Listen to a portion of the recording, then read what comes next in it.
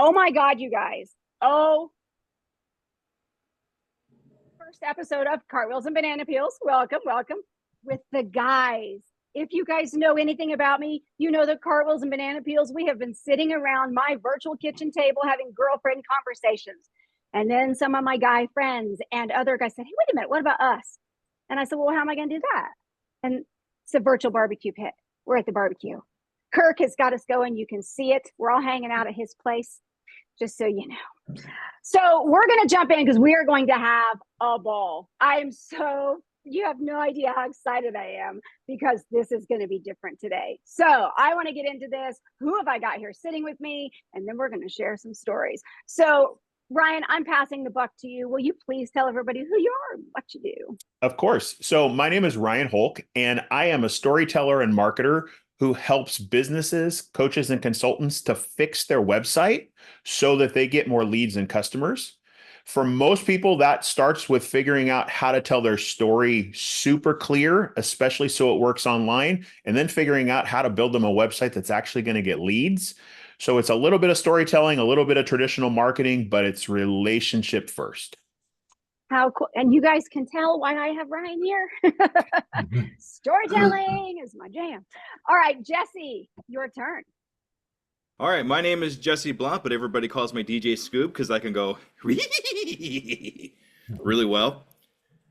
And I am the host of the Undiscovered Entrepreneur, where we talk to brand new entrepreneurs that are just getting started in their entrepreneur adventure. We get their struggles, we get their accomplishments, we get their goals, and then we follow up with them in 6 months and see if they've actually accomplished those goals. And I am here to help people get across the start line.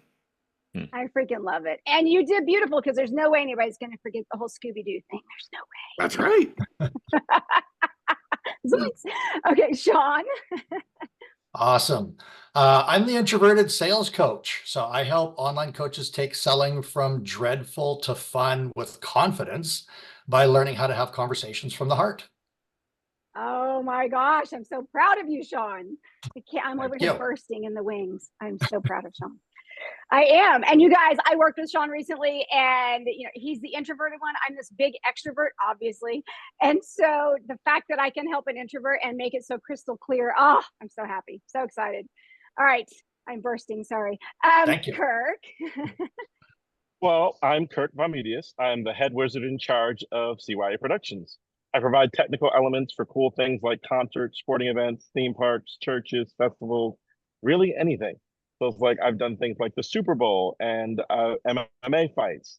So I like helping people be creative and creating events that when your participants show up, don't really know were possible. So it's that wow moment when you walk in. It's fun. I've been doing it for a very long time. I love it. And somebody that's been on stage most of her life, I'm even more excited. I'm just like, oh, what is that? I love it. Love it, love it, love it. All right, let's dive into these stories, you guys. Ryan, I am passing what I call the talking stick often back to you. Yeah. So do you guys remember the first car that you ever bought? Like the one that you bought yourself, not the one that you like stole from your parents on the weekends. But so my first car, it was a Toyota pickup. It was a red Toyota pickup. I actually bought it off of a Honda lot, which was a whole other story, but it had like 13,000 miles on it. And I loved this truck. I drove this thing into the ground. Like some of what Kirk was referencing, I filled the back end with sound gear and lighting equipment, and I hauled it to concerts and shows and drove it all over the state.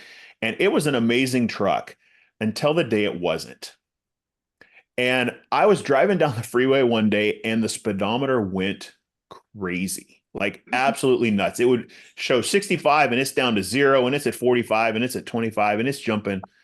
And, I'm a college student and I'm like, I don't have the resources. I don't know what's going on with my car. It's still driving. The speed is not changing, but like, I have no idea how fast I'm going. It's all over the place. And this went on for a while, and it's pre-Google. There is no, I can go find an answer. This is when you went to Chilton and found that giant book and opened it up and tried to figure out, what was going on in your car. And I was getting nowhere, absolutely nowhere. And I had to go looking for someone who had more knowledge than I did. Mm-hmm. And I find with a lot of the people that I serve, that's where they're at in their business. That when it comes to their website, when it comes to their marketing, they set it and forget it, and they're cruising down the road, and everything seems to be working until the day they realize it falls apart and they don't know why. Now, for my truck, it came down to a small little bottle of goo. It was about that tall. And someone telling me where in the dash to pull things apart, apply the goo, put things back together, and it drove for years after that. And I finally actually cracked the engine block. I drove it so long. Oh my gosh. But I find that in businesses, that's what so many of the businesses need. They need someone who can look at it and go, you need this little thing applied in these 3 places, and your business will get more leads. It will get more traffic. You'll get more people into your ecosystem. It will be more relational. And so that really is kind of my story. My truck, in a lot of ways, parallels my business journey and my experience with that. And so that's what I thought I'd share with you guys today. Oh my gosh, I love that. That's awesome. And what a great example of a wonderful analogy. So love it. And I don't know about the guys, I'm sure. I was like, what happened? I was like so in. I was So, like, curious. so Ryan, you're the goo guy then, right? You're the goo we're all looking for. I'm the goo guy. Yeah. Like tell me what's wrong, where to apply the right stuff to get your messaging working, your website functioning for your business. I love it. That's awesome. Awesome. All right, Jesse. All right, so I'm actually going to give you the story of how I actually came up with my name, DJ Skoob. So when I first wanted to be an entrepreneur, I wanted to be a karaoke DJ and a music DJ. And this was like a lifelong dream, something I've always wanted to do because I love music. And I've always wanted to learn how to make music. But I had zero equipment. I had like the opposite problem Ryan had over here. I had zero equipment, no money, no nothing. So I was like, how am I going to come up with all this stuff? So I decided, you know what I'll do? I'll start a GoFundMe page and everybody will just give me money. And that was wrong. That didn't happen. And I made a couple $100s in a couple months, and that was my mom probably giving me a couple of dollars to make me feel better, right? So I was like, okay, this obviously didn't work. So I was like, why didn't it work? Now, most people that I've come across in my entrepreneur adventure, at that point, they would have threw their hands up in the air and said, you know what, this isn't meant for me. I'm done with this. But for me, I kind of took an opposite approach. I was like, okay, why didn't this work? There has to be a reason that didn't work. So I started educating myself about crowdfunding, and I don't read books. I listen to books because reading books puts me to sleep. So I heard in a book that starting a podcast would be a great way to gather people to kind of get behind you about what you're doing. I was like, okay, cool. I've heard podcasts. I kind of know what that's about. So I started researching podcasting to put podcasting together, and I enjoyed doing the podcasting so much. I completely forgot about the whole karaoke DJ mood. I'm sure I'm going to do that eventually, but I'm enjoying myself so much talking to all these interesting people, all these brand new entrepreneurs. But my handle, DJ Skoob, I had to keep that. That was just way too cool for me as it kind of fits into my story and everything else. So I kept the DJ Skoob, but that's where that actually came from. I love that. That's awesome. Seriously, you stand out, and because you have it behind you. So it's like this is my logo here. See, I couldn't use Scooby-Doo's likeness because Warner Brothers owns Scooby-Doo. So this is Scooby-Doo as a pug because my son's favorite dog is a pug, right? Love it. So that's so I don't get in trouble. And then he actually has a piano tie, and then I wear a piano tie. Oh, and yes, I don't know if this will pick up or not. Maybe I can. I don't know if this is going to change the sound or anything like that. Let's see. The battery's dead. I grabbed the one with the battery. It plays like a regular piano. I could actually play it. This is that's awesome. Here. I could probably get I have a backup, believe it or not. But that's cool. But yeah. A backup piano tie, y'all. That's the coolest. I got a couple of them, just in case for times like this. So yeah, that's awesome. Love it. Oh my gosh. Cool. All right, Sean, it's your turn. Awesome. Well, those are definitely great stories. Mine is combining a life lesson or a good, lesson to follow of where your focus goes, your energy flows, along with first time in an airplane and first time jumping out of an airplane, and those are all the same story. So when I was just 17, just before I turned 18, I was in high school, and of course my couple buddies and I see a commercial on TV for skydiving, and we're like, oh, awesome, as soon as we all turn 18, we're going to go skydiving, let's go do it. Well, we all turn 18, and I'm the only one with a job that has the money to do it. So they're like, no, can't afford it, not going to do it. Now, we're getting close to the end of high school and graduating. So I intended at the time to join the military and become a pilot. That's a whole other story. But I had never been on an airplane before that. And so I thought, how stupid would that look, applying to be a pilot, and I've never flown before. I had nowhere to go, so the only thing I could think of was go skydiving. Now, of course, I'm an introvert and I don't do things by myself, but I'm like, I have to do this, so I'll go. So I ended up going for a skydiving lesson and going up in the airplane. And I said, well, yeah, this is actually also my first time in an airplane. So 2 in 1, first time in an airplane, first time jumping out of an airplane. Now, usually when most people think of skydiving, they think of tandem, where you're attached to the instructor and so on. This was a small plane. They couldn't do tandem, so they had to teach you how to jump by yourself. Now, they still hold the chute for you, so you didn't have to worry about that. But they instructed you on how to exit the plane. And this is where where focus goes, energy flows part. As you exit the plane, because you're crouched down and you step away from the airplane, because you're kind of perched on the side as you exit the door. As you step away from the airplane, they say, just watch the plane, look at my eyes, because the instructor is telling you, look at my eyes, keep watching me as you go down in the spread eagle position. And so I exit the plane, and as soon as I do that, watching him, I immediately look down because I'm like, what does it look like to be 3,000 feet off the ground and there's nothing below you?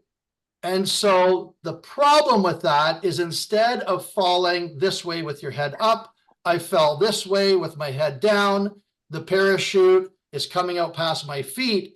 And when the parachute pulls, it would be like, the feeling of it is like if somebody was to come behind you and you didn't know, and they grabbed your shirt and yanked you as hard as they could. It pulls you back pretty hard. So it whips me around, and I'm looking at my feet straight up in the air, wondering if I'm going to flip all the way through and rotate through the risers. If you do, all of a sudden, all these thoughts go through my head. Do I have to pull the chute and pull the reserve and get rid of the main chute? And fortunately, my feet came back down. Everything was fine. All was good. I landed safely, and it was fun. So, wow.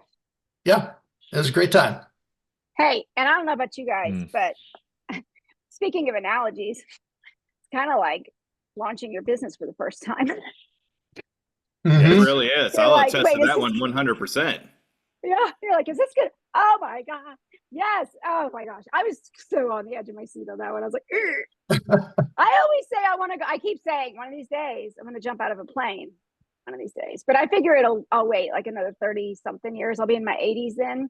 So then if I don't make it, oh well, I've lived a good life. Of course, when when the plane landed and I saw the instructor, they were like, that was funny. We were watching and laughing at that as you were exiting and falling. So too bad we didn't have a video of that. Yes. My mom actually has a habit of jumping out of planes for some reason. I haven't figured that out yet. She's one of those kind of older people, but loves like doing crazy stuff. She has a huge movie screen in her backyard, and she has a pipe organ back there, and she plays black and white movies and plays the music on the pipe organ. She repairs pipe organs for a living, which is pretty cool. But she jumps out of planes and does all kinds of weird stuff. So love it. Yeah, and it's again, on the list. I want to highlight a moment here for everybody watching. That's why I say storytelling is so big, and why I say that it's about a lot of times it's about our back pocket stories, those random things that you don't even think about telling. Like, why would I tell anybody that? Especially for Sean, he's an introvert. Why would he tell? But what did it do? It just opened a conversation because it triggered something in Jesse. So It does that, yeah. it totally does. Tell your stories, men and women, obviously. Kirk, I gotta hear your story. We're ready. So my story is just before the pandemic, I do corporate shows. So I'm doing a concert for a corporate event.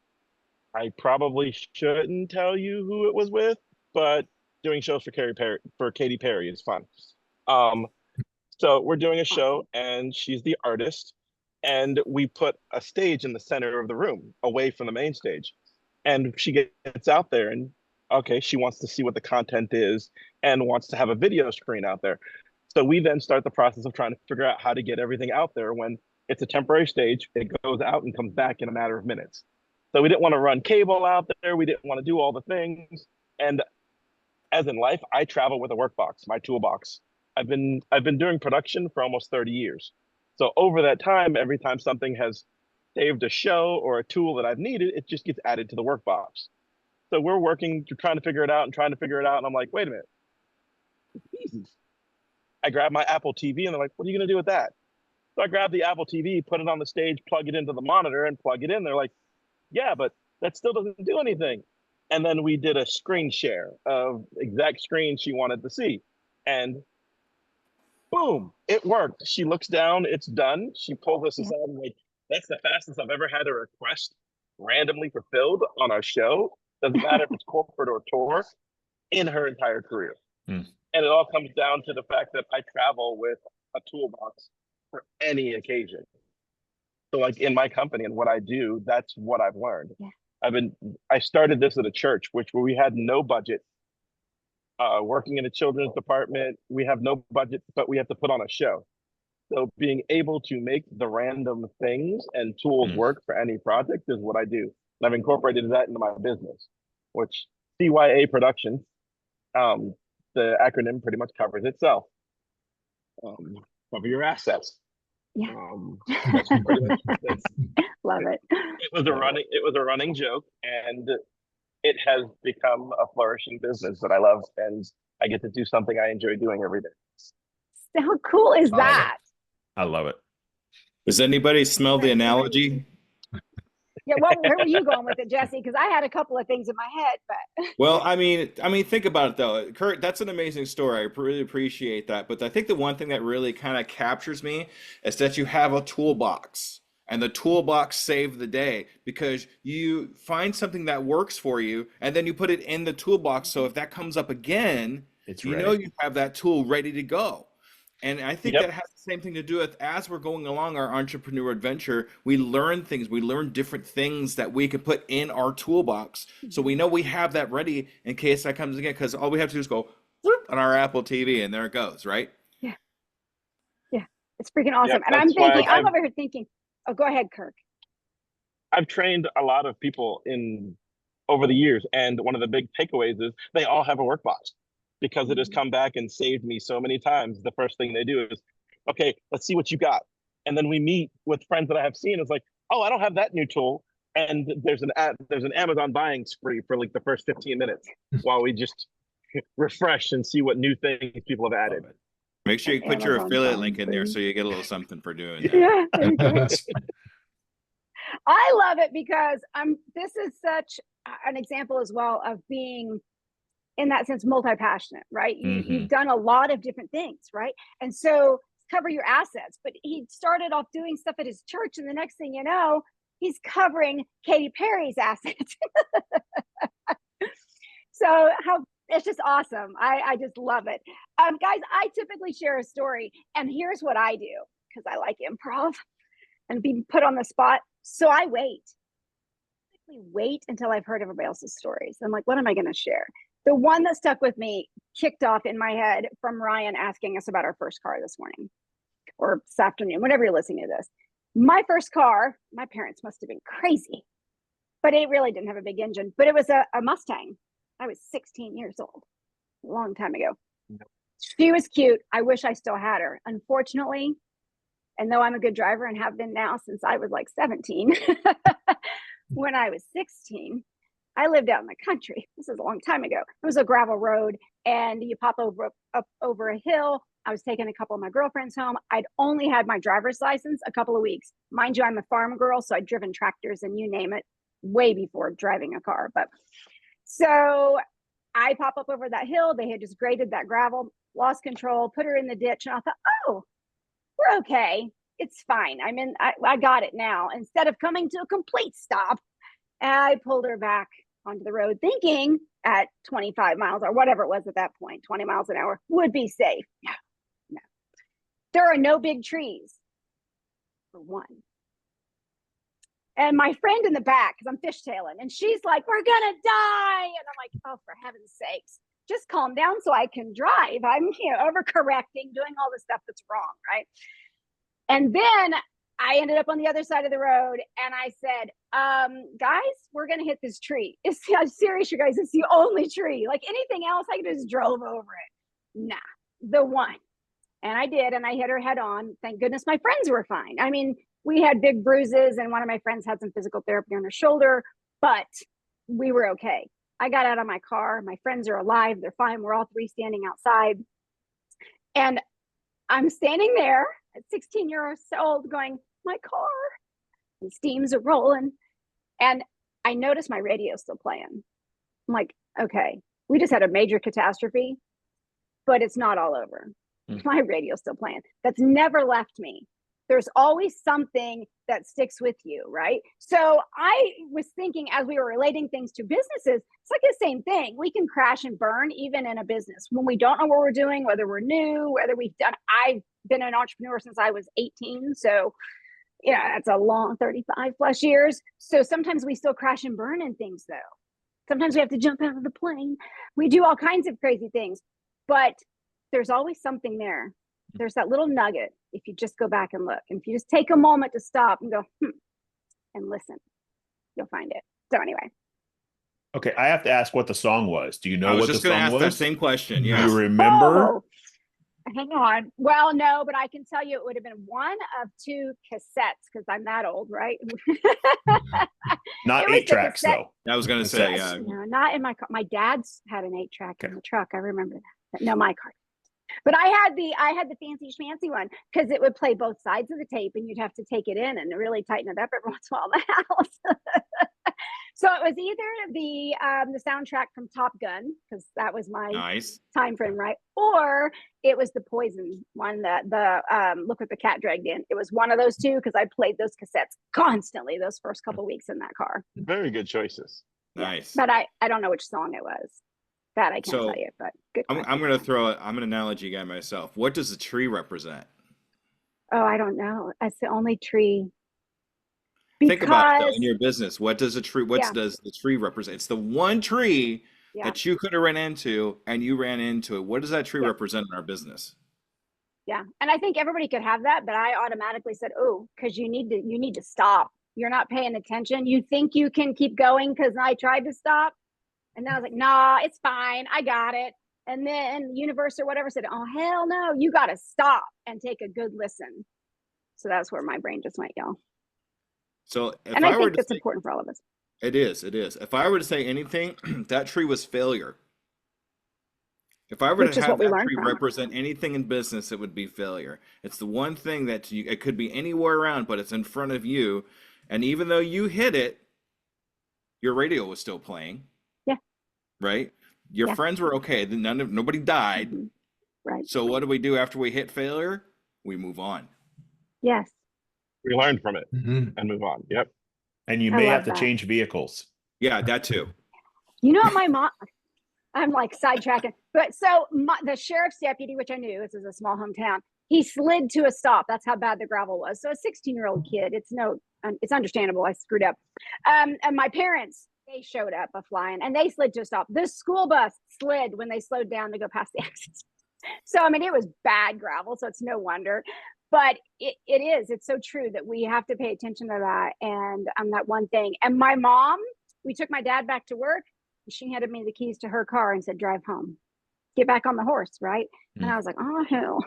But that's just what we do. We have failure, and then we have to pick ourselves back up and go, nope, it's time to go again, so that we don't have the fear of never being able to do it again, because we shouldn't give up. Yeah. So sometimes the longer you wait, the harder it is. So get back out there quickly. Yes.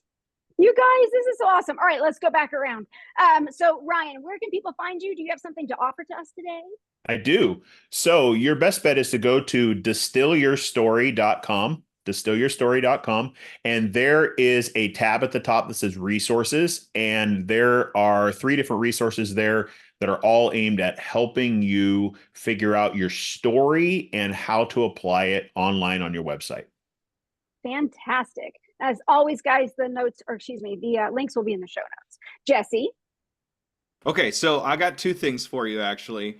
I'm all about getting across the start line and getting things started. So I have some AI prompts that'll help you get started on your entrepreneur adventure. If you go to tuepodcast.net /AI prompt, there's some prompts there where all you have to do is plug in what you want to do for your entrepreneur adventure, and it will give you articles. It'll give you first steps into getting going.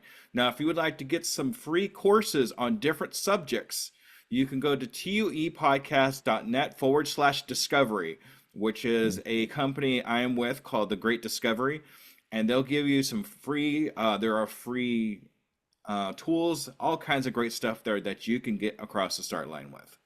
Love it. Sean? Awesome. You can find me on Facebook. Just look me up under my name, Sean Grosy. And if you click on my, not profile photo, the cover photo, then there is also a link there for a free PDF that is 8 conversation mistakes that are costing you high ticket sales. Excellent. Kirk? You can find me on Facebook or at the company website, tuiaproductions.com. If you ever find yourself in need of tech, just head over to the website and I will be happy to nerd out with you over whatever you're doing or whatever questions you have. Oh my God, you guys, I have had so much fun sitting here with you today. So anybody out there listening, obviously, if you want to know more about storytelling, and there's 2 different directions with storytelling that we're sitting here today, because Ryan has a little different direction than I do. So it actually works beautifully together. So if you're like, oh man, I don't know how to tell my stories, how do I do that? Or what kind of stories should I be sharing? Or any of those things, hit me up. Just go to cartwheelsandbananapeels.com. Not only can you find the other podcast episodes there, and you can actually apply to be a guest right there. If it's you guys, make sure you let me know, because it's a different calendar link, y'all, for the guys and the ladies. But anyways, you can, hit me up that way as well. But then obviously it tells you how to work with me, because that's my jam. I love it. I've been on stage my whole life. So telling a story in so many different ways changes everything. It connects us. You may get business, clients or new business. You might just make new friends. You just don't know, or people that can refer you. There's so many cool things to being able to tell our stories. So freaking love it. So thank you all so much. Oh my gosh. Yay. Had so much fun. All right, everybody, let's head to the barbecue. Awesome.